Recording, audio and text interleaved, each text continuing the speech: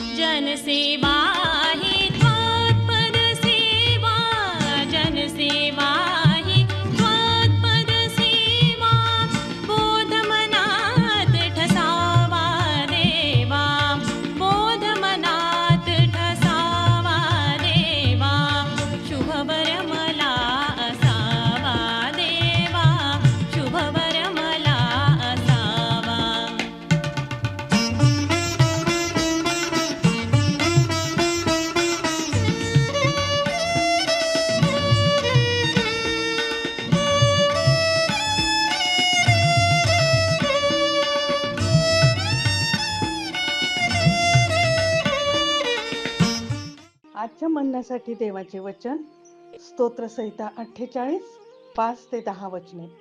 स्तोत्रसंहिता 48:5-10 ही वचने. हे नगर पाहताच ते विस्मित झाले व घाबरे होऊन पळत सुटले. तेथे त्यास कंप सुटला, त्यास प्रसूती वेदनांप्रमाणे वेदना झाल्या. पूर्वेच्या वाऱ्याने तार्शिशची गलबते तू फोडितोस. जे आम्ही ऐकले ते सेनाधीश परमेश्वराच्या नगरात, आमच्या देवाच्या नगरात पाहिले. ते हे की देव सर्व काळ ते स्थिर राखील. हे देवा, तुझ्या मंदिरात आम्ही तुझ्या वात्सल्याचे चिंतन केले. हे देवा, जसे तुझे नाव तशी तुझी कीर्ती पृथ्वीच्या शेवटापर्यंत जात आहे. तुझा उजवा हात न्यायपूर्ण आहे. प्रभू परमेश्वर, या वाचलेल्या वचनाद्वारे आम्हाला आशीर्वाद देव. ख्रिस्तातील माझ्या प्रियांनो, आपल्या पुनरुत्थित आणि सदाजीवी प्रभू येशू ख्रिस्तामध्ये आपणास सप्रेम सलाम. प्रियांनो, हे स्तोत्र अतिशय सुंदर स्तोत्र आहे. या स्तोत्रामध्ये स्तोत्रकर्त्याने सियोन नगरीचं सुंदर प्रकारे वर्णन केलेलं आहे. तो सांगतो की परमेश्वर थोर आहे, परमेश्वर स्तुतीस अत्यंत पात्र देव आहे. हा देव आमचा आश्रयदुर्ग आहे. हा देव आपल्या नगराला सर्व काळ स्थिर राखणारा आहे. आणि परमेश्वराचं नाव पृथ्वीच्या शेवटापर्यंत पसरत आहे. तसेच त्याची कीर्ती शेवटापर्यंत जात आहे. परमेश्वर न्यायपूर्ण म्हणजे न्यायी देव आहे. हा देव न्यायकृत्य करणारा आहे, म्हणजे सत्य व अद्भुत कार्य करणारा आहे. आमचा देव सनातन आहे आणि तो आमचे मार्गदर्शन करणारा आहे आणि सर्व काळ तो आपला मार्ग दाखवतो, म्हणजेच आपल्याला मार्गदर्शन करतो. तेव्हा प्रियांनो, किती अद्भुत आमचा परमेश्वर आहे. म्हणून येथे आम्ही शिकतो की आम्ही प्रत्येकाने अशा महान जिवंत देवावर भाव ठेवावा, म्हणजेच त्याच्यावर अवलंबून असावं, त्याचा आदर मान सन्मान करावा. तसेच स्तोत्र करता मनुष्य मात्राविषयी देखील लिहितो आहे. तो सांगतो आहे की या नगरावर राजे म्हणजे शत्रू चढाई करून आलेत आणि त्यांनी पाहिलं, म्हणजेच त्यांनी अनुभवलं की या नगराचा आश्रयदुर्ग स्वतः परमेश्वर आहे.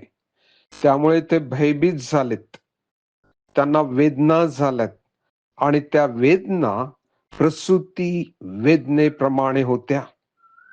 पुढे स्तोत्र करता सांगतो की जे आम्ही ऐकले पाहिले त्याबद्दल हे शत्रू साक्ष देतात. काय साक्ष देतात? की देव सर्व काळ या नगराला स्थिर राखेल, ही त्यांची खरी खात्री झालेली होती. प्रियांनो, यात आणखी स्तोत्र करता सांगतो की आम्ही परमेश्वराच्या मंदिरात त्याच्या प्रेमाचं चिंतन करावं. होय प्रियांनो, आम्ही देखील परमेश्वराच्या त्या महान प्रेमाचं, म्हणजेच जे प्रभू येशू ख्रिस्ताने वधस्तंभावर प्रदर्शित केलेलं त्या प्रेमावर आम्ही नित्य नेहमी चिंतन मनन करावं, त्याचं स्मरण करावं. दावीद त्याच्या स्तोत्रामध्ये म्हणतो की परमेश्वराजवळ मी एक वरदान मागितले, ते हे की मी आयुष्यभर परमेश्वराच्या घरात माझी वस्ती व्हावी. आणि तो म्हणतो की परमेश्वराचं मनोहर रूप मी पाहावं आणि परमेश्वराच्या मंदिरात त्याचं ध्यान करावं. होय प्रियांनो, अशा प्रकारची मनुष्य, अशा प्रकारची इच्छा आमची देखील असावी. प्रभू आपणा सर्वांस आशीर्वाद देव. आपण प्रार्थना करूया. हे आमच्या स्वर्गीय पित्या, तू स्तवनीय आहेस, तू आमचा आश्रयदुर्ग आहेस, तू आमच्यावर प्रेम केलेला आहे. त्या अद्भुत प्रेमासाठी आम्ही तुला धन्यवाद देतो. या तुझ्या महान आणि अद्भुत अशा वचनांसाठी देखील आम्ही तुझे आभार मानतो.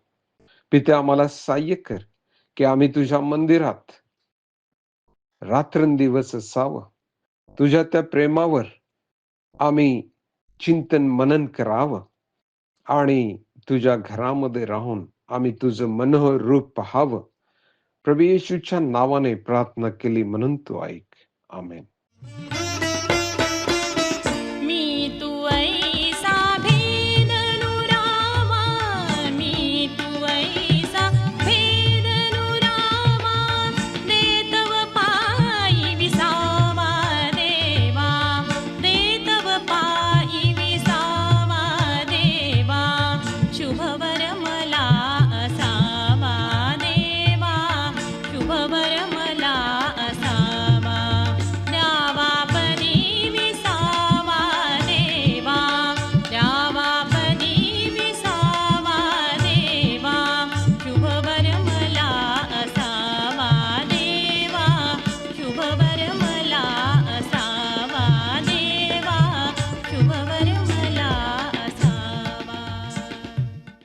येशू हा पहा जगाचे पाप हरण करणारा देवाचा कोकरा. आता आपण आपल्या प्रार्थना विनंत्या कोणत्याही वेळेस विश्ववाणी प्रार्थना केंद्राला टोल फ्री नंबरद्वारे कळवू शकता.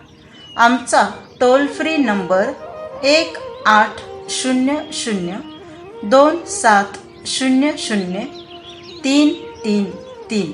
आम्ही आपणासाठी या नंबरवर प्रार्थना करण्यास उपलब्ध आहोत. धन्यवाद.